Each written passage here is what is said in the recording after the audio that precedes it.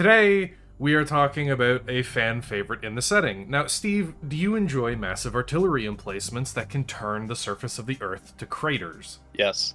Do you enjoy waves upon waves of soldiers and tanks rolling across the battlefield without an inch between them? Yes. Awesome. Do you enjoy the masculine urge to fight to the death in a valiant but ultimately pointless last stand that will be forgotten probably in like a week? Yes. Awesome!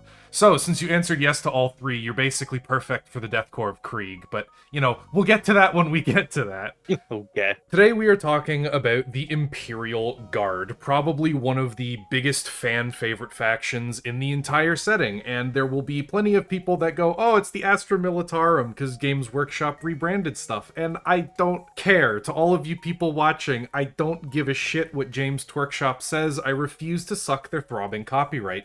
It's the Imperial Guard. It always has been, and it always will be. I hate all of the stuff that they did so that they could be legally distinct. It sucks. And today we will be covering everything from the history of the Imp Guard, how they became the brass-balled chads of the Imperium that are literally holding the whole thing together, and of course we're going to go over all kinds of fun tidbits like the Guardsman's uplifting primer, and of course the very long and definitely well-lived lifespan of the average Guardsman. Actually, you know what? We'll get that out of the way right now. Steve, how long do you think the average Guardsman survives on the battlefield in 40k? On the battlefield or total lifespan? You know what? We'll go total lifespan in the Guard and then on the battlefield. We're gonna go with 13 years. That's a very high guess. My God. Are these like clones or something? Are they just made immediately like this, or are we not raising them to maturity or anything? The Imperial Guard is untold billions that they just throw meat into the grinder until the enemy eventually chokes to death on the bodies. Try again. Okay. I see. Slight confusion there on what we were actually discussing here. 3 months. The travel time from wherever they're spawning at to the battlefield, and then on the battlefield approximately 23 seconds. Okay, so those were both actually reasonably close. Surprisingly enough. The average Imperial Guardsman will not survive their first year in the Guard. It is a 90% casualty rate in their first year, and on the battlefield, the average Guardsman lives for about 15 minutes. Is the survival rate the same throughout the second year? Is it still 90% reduction, or it gets a little bit better. It's closer to half. Okay. So when you see Guardsmen that have been we improve a little bit in skill. Yeah, you get a little bit better. When you get to like the third or fourth deployment, any Guardsman that's still alive, that is the baddest ass of all time. This dude has probably been through hell multiple times. Some potentially even literal hell. Damn, it's impressive. Is there like one guy that's done like 29 missions or something? And that's a really good question. I imagine the best answer would be 25. Lord Castellan Creed, which is like the head honcho of an entire planet of Guardsmen.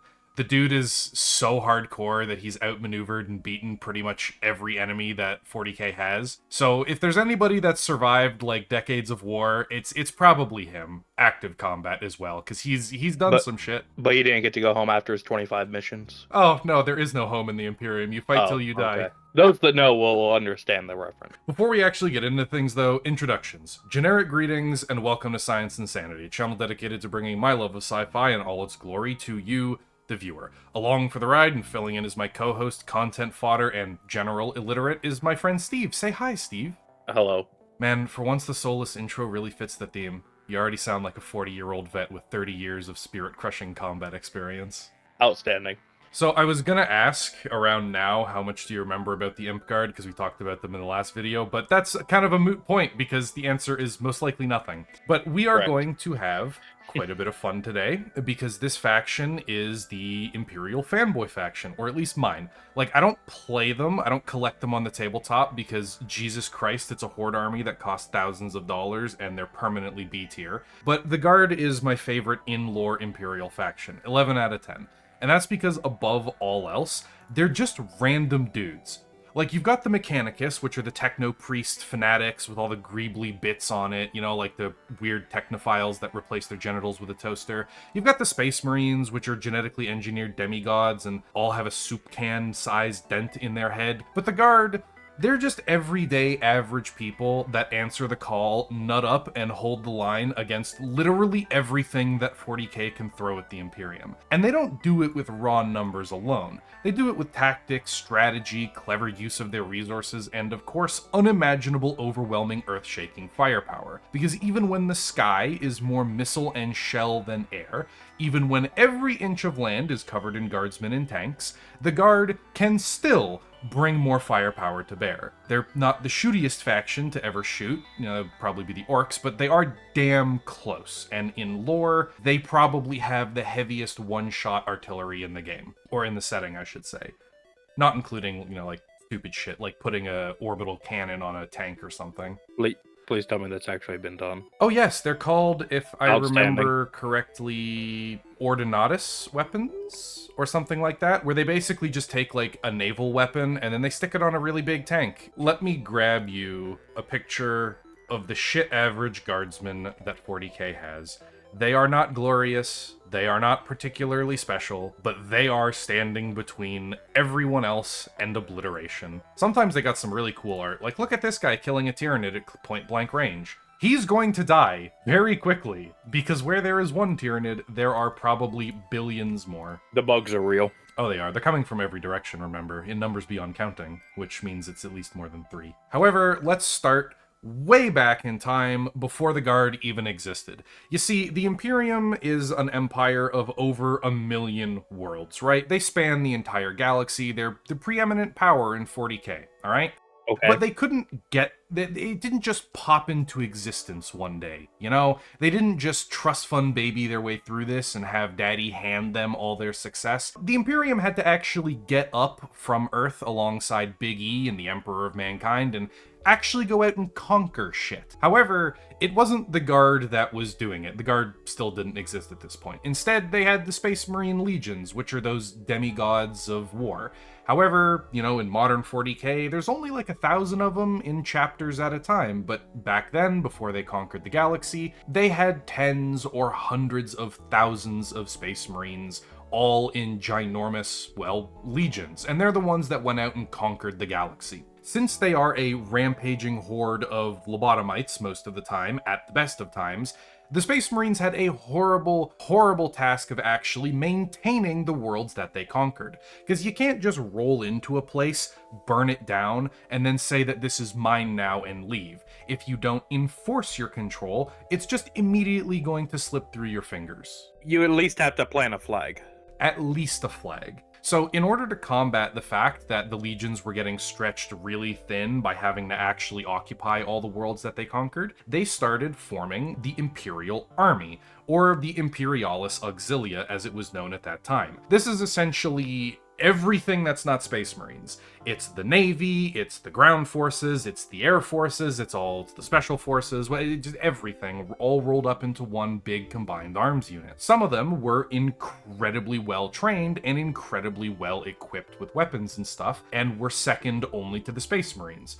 But what you see in these images, where you've got the infantry, the armor, the aircraft, and stuff like that, that's not actually how the Imperial Guard works anymore. They've been separated out into individual units. So, like, this is your heavy armor unit, this is your infantry unit, this is air power, and every single one of them has a different command and control system that all answer independently, but work together when duty calls.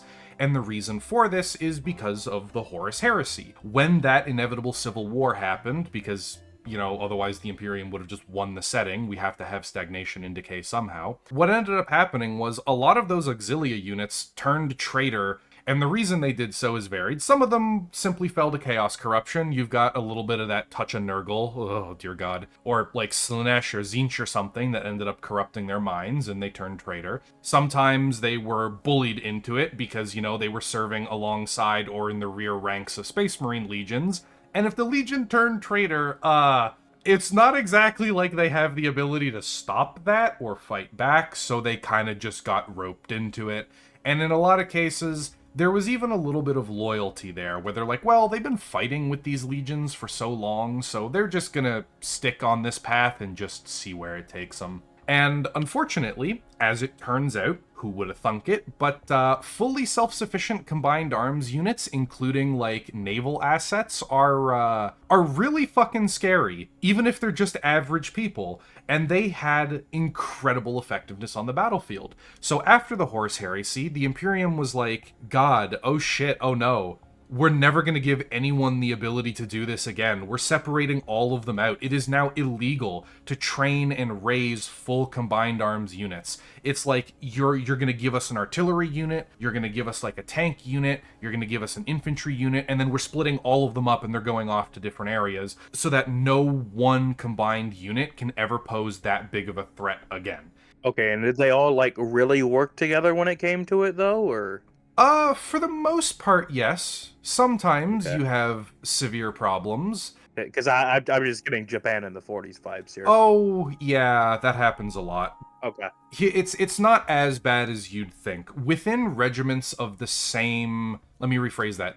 In the same regimental style, they generally work together fine. Like, all the images I posted, those are Cadians. That's the classic Imperial Guardsmen. Cadia as a world, the only reason it exists is to be a bulwark against chaos and to raise as many guard regiments as humanly possible as fast as possible. So that's like your classic guardsmen. Green flak armor, big Baneblade bill energy, heavy tanks, all that stuff. But you have other regiments as well, which do not get along. You've got stuff like, the Valhallan Ice Warriors. They come from a ice world that is constantly freezing your balls off piss cold, and they're specialized for that environment. And then you've got other stuff like the Armageddon Steel Legion, where they're a regiment that's specified or specialized in armored combat in toxic desert environments.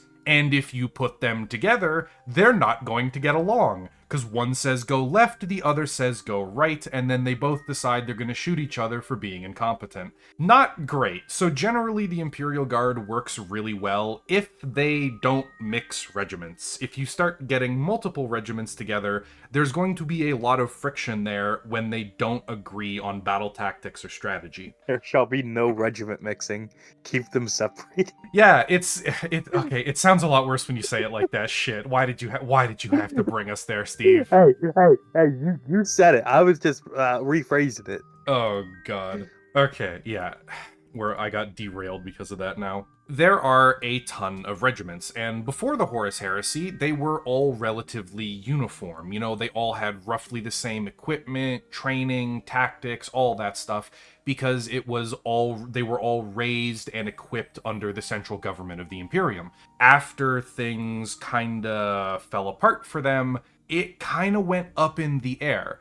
And the reason for that is because after the heresy, a lot of areas in the galaxy just didn't have that centralization anymore. They were missing shipments of supplies and resources from other planets, so they couldn't build their tanks and equipment anymore. They had to raise the Imperial Guard with whatever they had. Or you have issues where certain things don't speak the same language anymore, so the breakdown in communication or translation or whatever, so they can't work together and they both have to go off in their separate way. And this ended up resulting in pretty much every planet that produces Imperial Guard regiments produces a different one. Like, there are as many guard regiments as there are planets producing them. So it is an absolute clusterfuck at the best of times. Okay, so how did we make the decision to allow them to start speaking different languages? How did we reach this? Oh god, I don't want to have to go into Old Night and the Dark Ages. Okay, We don't have to. Yeah, just very, very briefly. Long story short, before Big E led the Crusade out to go reconquer the galaxy and stuff, humanity was existing in the Dark Age and a shadow after the birth of Slaanesh, because the Eldar created a new god, and that caused warp storms and chaos fuckery across the whole galaxy. Thank you, Eldar, you ruined everything. Humanity was also dealing with a AI rebellion that we don't really know much about. They're called the Men of Iron, and they fucked up the galaxy even more. So long story short, you have hundreds to thousands of years where all kinds of planets all over the galaxy just lose contact with everyone else. So there's no standardization, languages evolve as they do, things just kind of happen, And then when the Great Crusade happened, so that Big E and the Imperium could, reunite humanity across the galaxy, they just found the planets and took them as they came. They didn't have the time or the resources to literally reteach a standardized language and culture across millions of worlds. Reasonable explanation, but I refuse to accept it. Why? Because that should be one of the first things you do. They were too busy in their Genghis Khan phase, okay? They were just rolling over everything and conquering the entire... understandable. Okay, I'll accept it.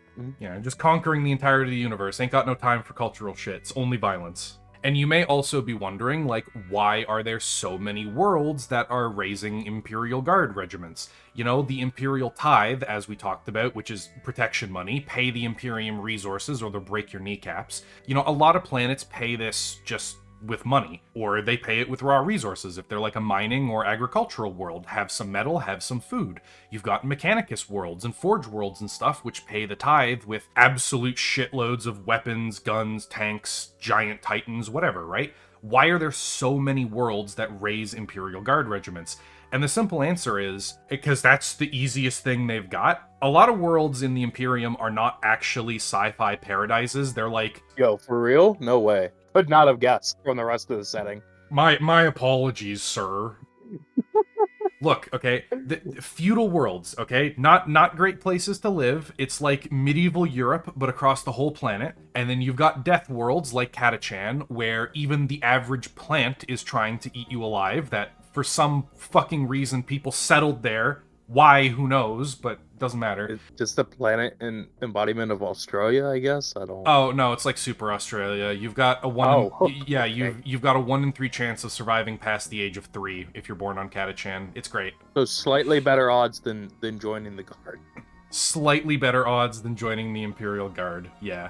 But considering the only thing they export is Imperial Guardsmen in the Catachan regiment... You're just fucked either way. Yeah, you're screwed. It doesn't matter if you survive or not, you're boned either way.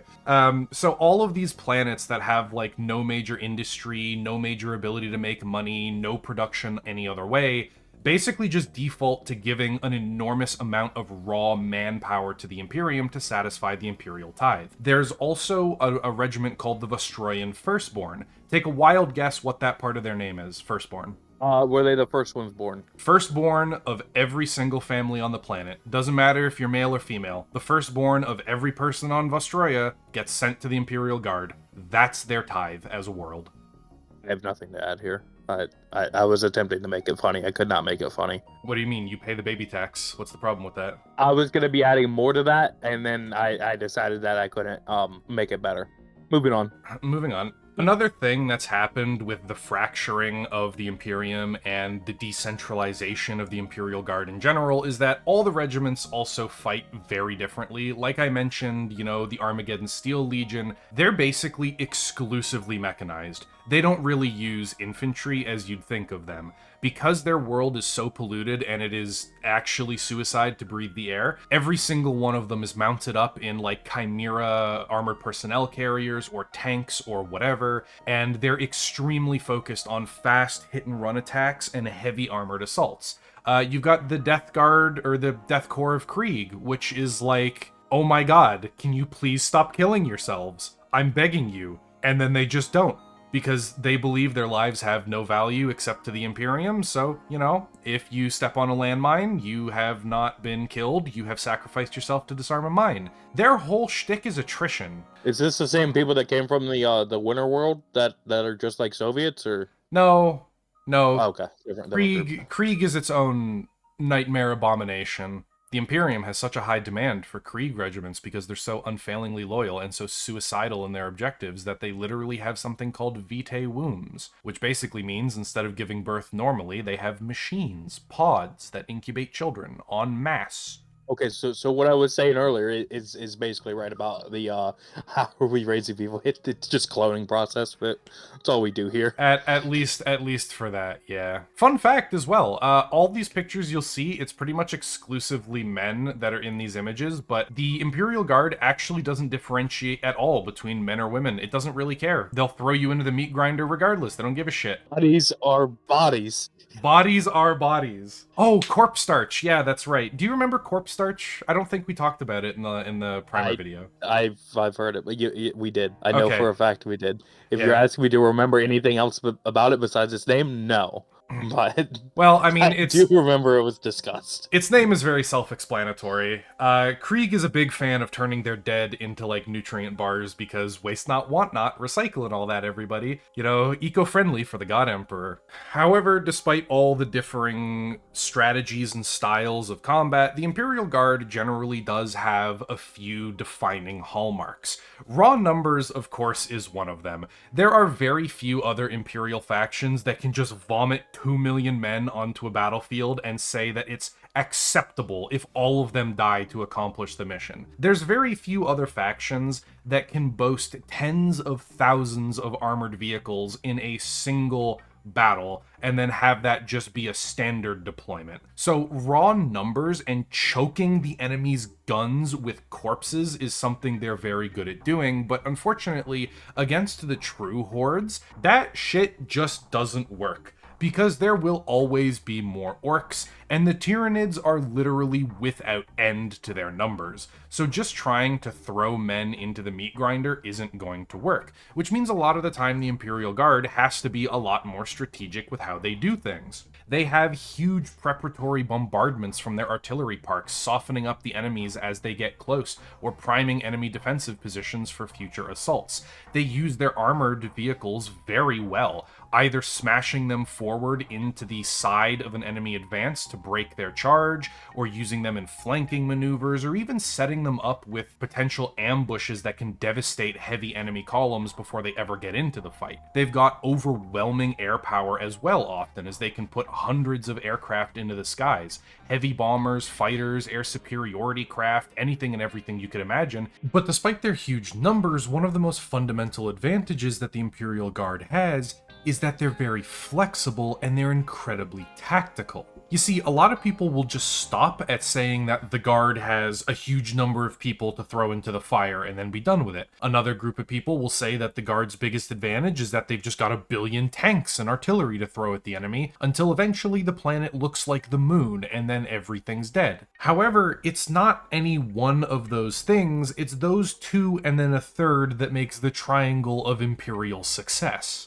It's huge numbers of men and the ability to soak incredible losses. It's the massive amount of firepower and armor that they have at their disposal to multiply their force. And it's their flexible and often highly ingenious tactics that allow the Guard to carry the day. For example, let's say you take your large force of Guardsmen and you're up against the orcs. Well, unfortunately, the average orc horde ranges from a battle line about the size of a country to about the size of a continent. And against something like that, yeah, a few million guys are not enough to have a hope in hell of stopping them. And even then, their armored vehicles are really not enough to slow that kind of thing down or significantly impact the horde of green that's coming to punch you in the face. And trying to use tactics alone against something like that gives you a situation like the Tau deal with, where they've got the green tide rummaging across their planet, and all of their tactics and their strategic maneuvers mean nothing without the numbers to back it up.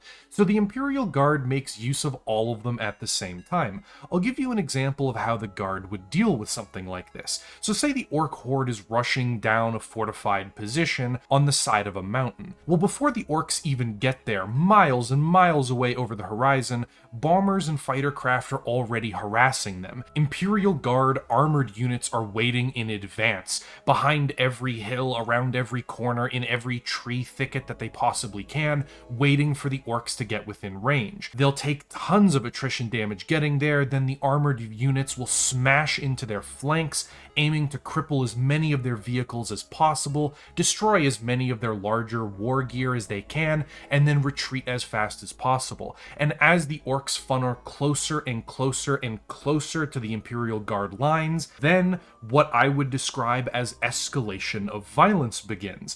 At extreme ranges, you may only have the biggest of artillery pieces and the heaviest of bombers engaging the enemy. Stuff like your Earthshaker batteries or your Basilisk self-propelled guns. And the orcs will take significant damage, this big heavy artillery blowing dozens or hundreds of them to pieces with every shot. And as they close ranks even further, you'll get the smaller artillery pieces opening fire, and it turns from the occasional massive explosion to a never-ending rain of shells, and then they get closer again, and now it's the mortars, now it's the assault guns, now it's the tanks with their plasma cannons and their demolisher artillery pieces that open fire on the orcs as well, and they get closer still, and by this point all of their heavy vehicles have been all but annihilated, their mechs and their stompas have been bombed into oblivion or shelled by tanks into scrap, and the orcs crest the final hill between them and the Imperial Guard lines, and it is just an ocean of green fatigues and red laser fire. The Imperial Wall of Guns, a never-ending barrage of lasgun fire from uncountable hundreds of thousands of guardsmen, alongside heavy bolter emplacements, las cannon batteries, field guns of mortars and autocannons, and everything you can imagine. And by this point, most of the heavy orc war gear has been intentionally destroyed by the guard, so it's just a bunch of boys with shootas and stabas running in to get murdered. And the entire time this is happening, the guard has been paying attention. They've been carefully watching the horde's movements, keeping tabs on who seems to be giving orders, so they know where the war boss is. They know where all the powerful and important leaders are for this orc horde. And so the moment that there's a break in the aircraft, the moment there's a break in the fighting, dozens or hundreds of dropships swarm towards tactically important points, and Tempestus Scions and drop troops are let out in their thousands or tens of thousands. And before anyone even knows what's happening, the orcs that is, their war bosses are being assassinated. The key people leading a Gargant force, for example, gets a lasgun bolt through his face. Anything and anything that could be corralling and controlling the orcs to push them forward is effectively assassinated. And so the orc horde breaks upon the Imperial line, an endless horde of gunfire and artillery ripping them to shreds, and the casualties have been horrific. The Imperial Guard armored units that initially intercepted a lot of the heavier orc vehicles that were pushing forward, they've been mostly obliterated. Many of the aircraft that were sent in to cull the orcs' air power and to bomb the infantry and stuff as they moved forward to soften them up, they've been knocked out of the sky. And the Tempestus Scions, they probably died to a man in many cases, but they got the job done.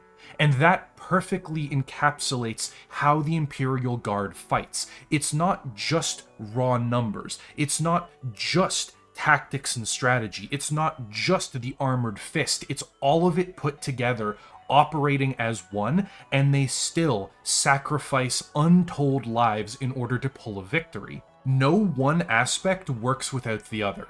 The Guardsmen aren't worth shit without the heavy artillery and tanks backing them up. The heavy artillery and tanks can't do their job if they don't have a battle line that holds the enemy in place for them to murder. And without the effective use of tactics and strategy, the Imperial Guard would never be able to whittle down and drive their enemy to pieces before they hit a critical mass and overwhelmed their lines. The Guard has to be good at war, and it has to be willing to spend lives to win, otherwise it won't. There isn't that much more to go over. Instead, we're going to talk a little bit about the funny shit.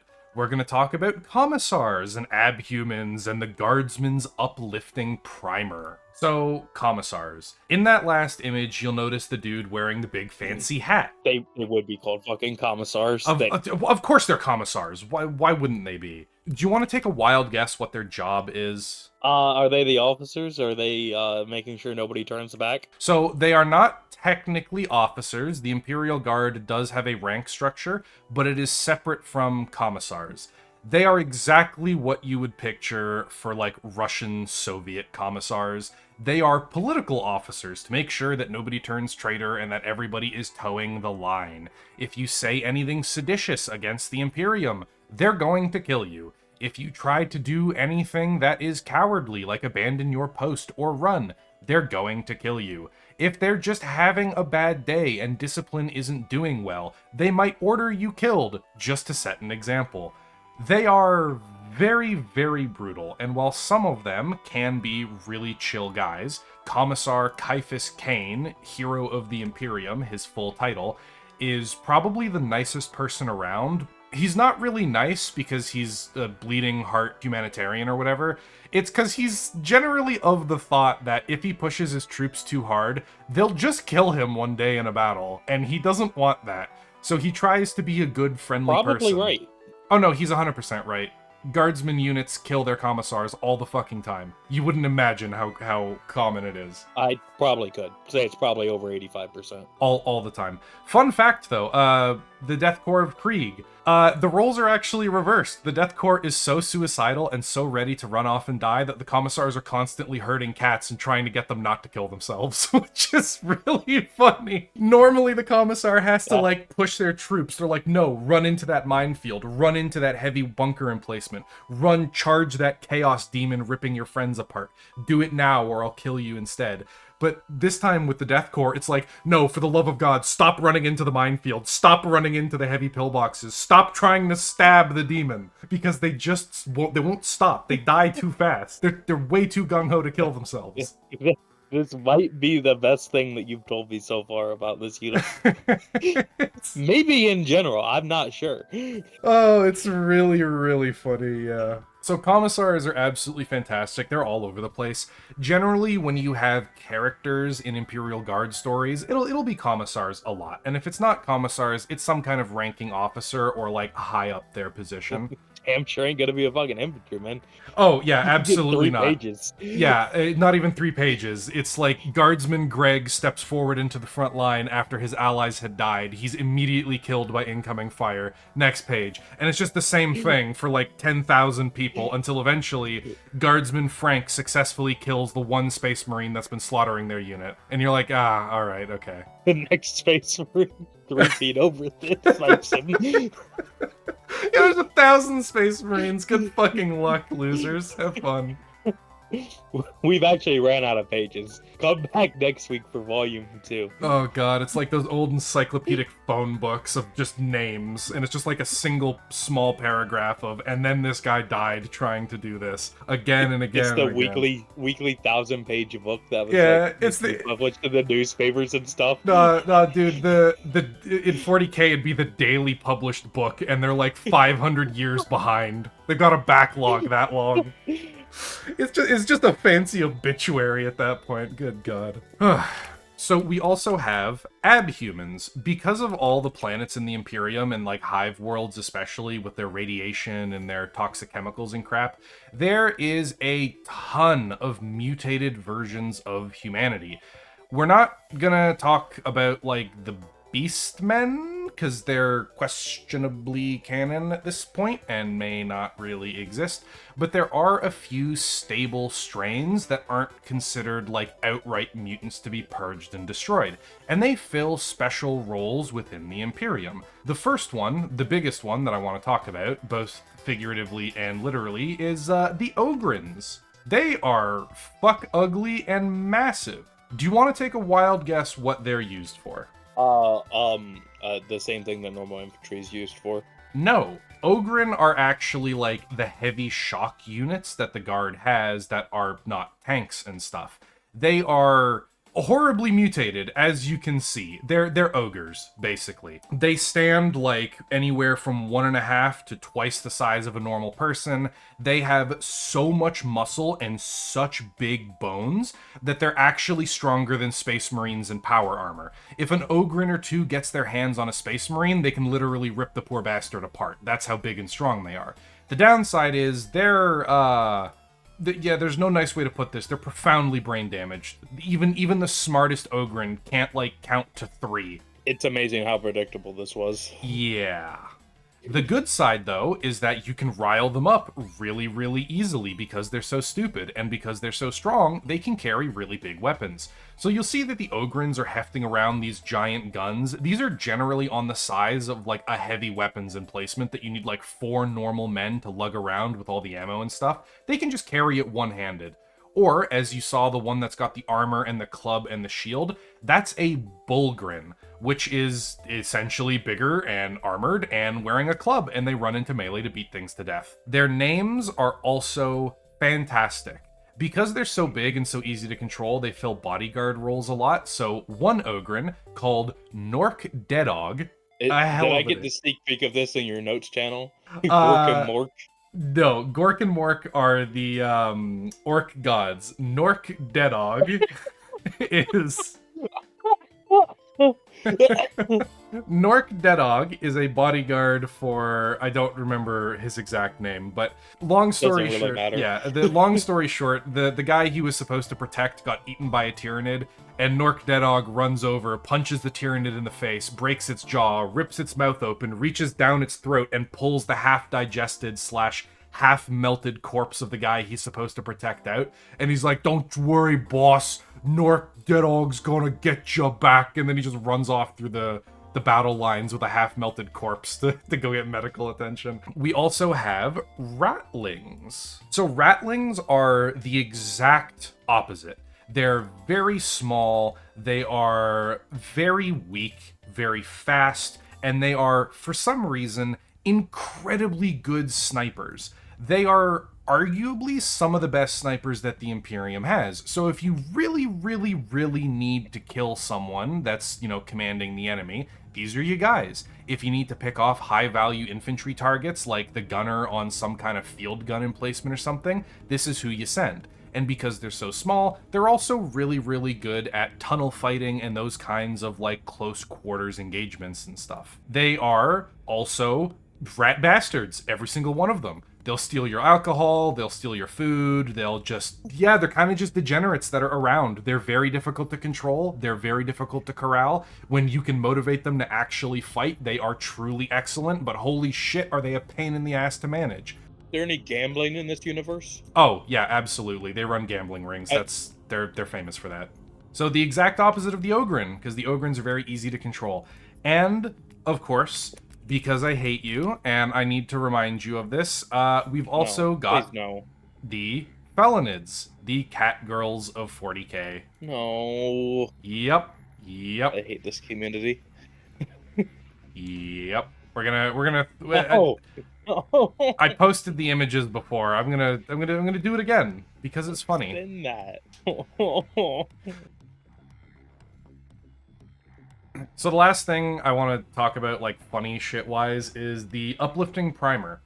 So, also known as toilet paper to the average Imperial Guardsman, this is pure propaganda. The whole point of this is supposed to be that you can give every Guardsman this primer and it will prime them on all the various threats that are out there, but it's just straight up fucking wrong. It's not even propagandized oh, this, that, or the other is really scary, but if you do this or whatever, you can beat it, don't worry, even though it's probably just gonna rip you and all your comrades to shreds. It's not even that, it just straight up lies. So, the orcs, they're anywhere from 8 feet tall on the smaller end to 10 feet tall for the bigger ones. They're fucking huge, and they are nothing but muscle and anger problems. Okay. And the uplifting primer basically just goes, oh yeah, don't worry about it. The orcs are 5 feet tall, they're pathetic, they're weak, they can't fight, they're stupid, they don't work together, you'll deal with them easily. And then you get onto the battlefield. Oh. Yeah, you get onto the battlefield and some random orc named Snogrot Gutstabba rips a dude in half with a single arm just because he can. And the power claw he's wielding that he replaced his arm with because he thought it was funny is powerful enough to cut open the side of your tank. And you're like, oh boy, wonderful. And you get to other stuff like the Eldar or whatever, where it's what is an Eldar? Well, they're a mildly psychic species that don't pose much of a threat to the average guardsman. Their technology may look advanced, but it's dramatically inferior to the God Emperor's / the humanity's technology. And then you actually get into the fight, and it's what the fuck? They can stop time, they can teleport, they can disintegrate you at the atomic level with the snap of their fingers because their psychic powers are so bullshit. Oh, also, you've been fighting illusions the entire time and haven't actually killed a single Eldar this whole battle. And you're like, oh boy, wonderful. So the uplifting primer is just nothing but bullshit from front to back cover. And so that's why it generally becomes toilet paper. Does this supply last the whole 3 months they're alive, or do they typically need a reissue? I mean, it probably lasts for the total time they're alive, not Okay. They're probably going to die before they run out of pages. Okay, that's what I was wondering. Oh man, we haven't even talked about the humble lasgun. We talked a lot about the lasgun in the prior video. Do you want a refresher on it? Yes. All right. The humble lasgun is the weapon that all Imperial Guardsmen are equipped with. This is a laser rifle, but unlike a lot of what you see in sci-fi, it is unbelievably rugged, incredibly powerful, and ludicrously effective. If it was in real life. Because if you were to hit someone... Damn shame this ain't real life. Yeah. If you were to hit someone in real life wearing normal combat fatigues or whatever, you would melt a hole straight through their flak vest, Kevlar vest, plates, whatever, and probably kill them, as well as probably set them on fire. If you were to shoot someone unprotected, you would probably just blow a limb off if you hit them in the arm, or you would blow a giant hole in their chest, killing them probably instantly. It's a laser, so you don't need to lead your shots. You don't really need to aim or calculate drop. You just point and click. The guns are so rugged that you can drag them through the mud or club somebody to death in melee, and it'll still fire just fine. No shit's given by the weapon. The thing can be recharged by plugging it into a wall, leaving it out in the sun, throwing the charge pack into a fire, because that's how energy efficient it is. And the charge packs are capable of storing anywhere from like 50 to 60 really high-powered shots to easily over like 500, 600 normal-powered shots. And it can fire in semi-auto or full auto and just let the thing go. So it's a monstrously effective weapon. And in 40k, it's so goddamn useless that it's generally nicknamed the flashlight. It does nothing. It does nothing. Pretty light show. It does nothing. It is a light show. However, there is some level of power to it that gets really scary when you've got a lot of them. Because, again, it's dumping a lot of energy downrange, right? If you hit the armor of a tank or a space marine or something, you're not going to penetrate it. You're probably not really going to do much damage to it at all, but you will... Can you cook them inside? Does it heat up the armor? Not enough. If you get it enough? Oh. No, not that way. But what it will do is it will vaporize a small little hole at the point of impact. Maybe only like a half a centimeter deep or something and a couple centimeters across, but, you know, it'll do something. So imagine then one lasgun does sweet fuck all, but a little bit, and then you get 10,000 of them all shooting at the same target. I don't trust their aim enough to be able to hit the little hole. I don't. Oh, well, they don't... Unless there's literally that many of them, that it's impossible. That's the tabletop thing. You get a single squad of, like, 10 dudes, and they can put out, like, 40 shots in a single shooting phase. So something is going to slip through and hurt whatever it is that you're shooting at, even if it's literally a single wound on a 20-wound model. You get enough of them together, and they will literally sandblast almost anything to pieces. Like, yeah, they're not doing shit to that tank, but you've hit the treads like 5,000 times, and then the track falls off because you broke it, finally. Or, yeah, a single shot isn't going to do anything to the Space Marines. Oh no, oh crap, oh shit, he's killing your entire squad. But again, thousands of them, you will literally melt the armor clean off the Space Marine just by volume of fire and eventually kill him. Eventually. You're just going to have to throw a hell of a lot of bodies at him in order to do it. 3 to 6 business days. There are some different versions of the lasgun. Once again, there are about as many versions as there are Imperial Guard regiments. But generally, they're separated into normal pattern ones, where they're like roughly similar to the baseline. You've got your Hellguns / Hotshot lasguns, which triple or quadruple the power output, but dramatically reduce the amount of shots that it's got. You've got some special ones like a long las, where you've got to actually point it at the target for like half a second or like a second or something, so that the beam can build up and then fire, and it's got crazy armor penetrating capability. You've got a whole bunch of different variants like that, you know? For the most part, that is the standard issue infantry weapon. And the funniest part about it is that it's also a grenade. Okay. Yes. You can prime the charge pack to release all of the energy at once and then throw it, and it will explode like a grenade. So if the worst case scenario happens, and you are alone against a Space Marine, the best thing you can try to do is take your charge pack out, because you're not gonna fucking do anything with those shots anyways, throw it at him like a grenade, and then try to stab him with the bayonet on the end of your gun. Again, it's not gonna go well, but, I mean, it's better than normal, so... You're dying regardless, so, I mean... Yeah, you're dying regardless. But that's pretty much the end of the video. If you've made it this far, you are clearly the target audience. You've clearly enjoyed what you've been hearing, so why not leave a like, subscribe, comment down below, help the channel out however you can, because every little bit does help. And if you're feeling particularly generous, we've got a Patreon where you can throw a few bucks our way to support us. Buy me a coffee to keep me editing long into the night, or maybe throw some food at Steve so we can get him out of the basement. Blood needs the fucking coffee after the last video took him 3 weeks to edit. Okay, I was gonna scream something back, but yeah, no, that's fair. I just dropped the ball hard on that one. Oops. A month later. Definitely was not a 50-minute recorded video. No, it was not. It was not. A lot of that couldn't fit in the video though, Steve. Come on. I'm aware. Yeah. It was like an hour and 50 minutes. We cut like an hour in total off. The patrons got like an extra 30 minutes though. They did enjoy that. I just saw the image discussion as soon as we started this. Somebody said, this one will only be 40 minutes instead of 50. I think we're like an hour and 7 minutes, yeah, and we're done. So we're right at it.